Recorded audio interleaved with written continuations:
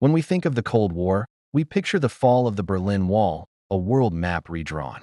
But what if I told you that in some corners of the globe, the ice never fully thawed? For some nations, the ideological battle just changed its form. One of the most striking examples is the relationship between the United States and a country sitting on the largest proven oil reserves in the world, Venezuela.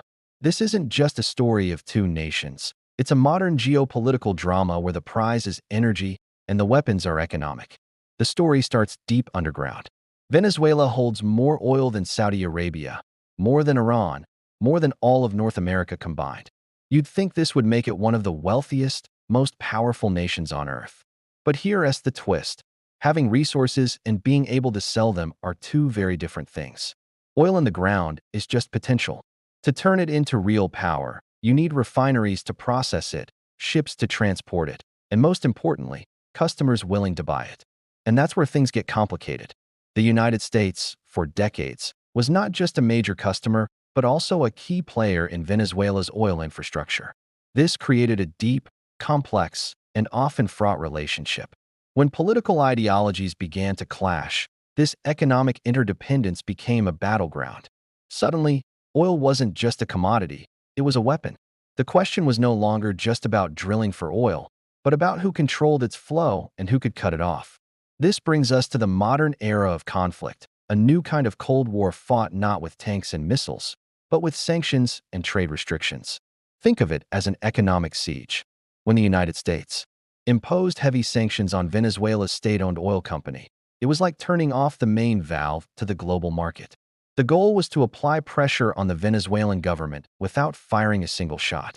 These sanctions made it incredibly difficult for Venezuela to sell its oil, get paid for it, and import necessary goods. The ripple effects were massive, impacting everything from the national economy to the daily lives of its citizens. This is the essence of modern geopolitical leverage. Why risk a military conflict when you can cripple an economy from thousands of miles away? In this new Cold War, a nation's strategic importance isn't just measured by its military, but by its control over essential resources like energy. And the United States has mastered the art of using its economic might to influence who gets to play in the global energy market. So, why does this distant conflict matter to the rest of us? Because in our interconnected world, energy is everything. It powers our homes, fuels our cars, and runs our industries. The struggle over Venezuela's oil isn't just a regional issue. It has global implications. It affects oil prices, shifts geopolitical alliances, and opens the door for other global powers, like China and Russia, to step in and fill the void left by the United States.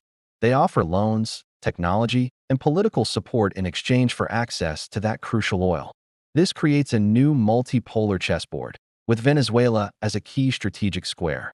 The core of this never-ending Cold War comes down to three things: control, access, and influence. Who controls the resource, who has access to it, and who can influence the countries that need it? As we look at the world today, it's clear that history doesn't always repeat itself with loud, dramatic explosions. Sometimes it just echoes. The quiet, persistent struggle for strategic geography and vital resources continues to shape the balance of power across the globe. The story of Venezuela and the United States is a powerful reminder that while the old Cold War may be over, the game of influence, powered by the world's insatiable need for energy, is far from finished. It's a quieter, more complex conflict, but its impact is just as profound. Thanks for watching. If you found this interesting, consider subscribing for more deep dives into the forces that shape our world.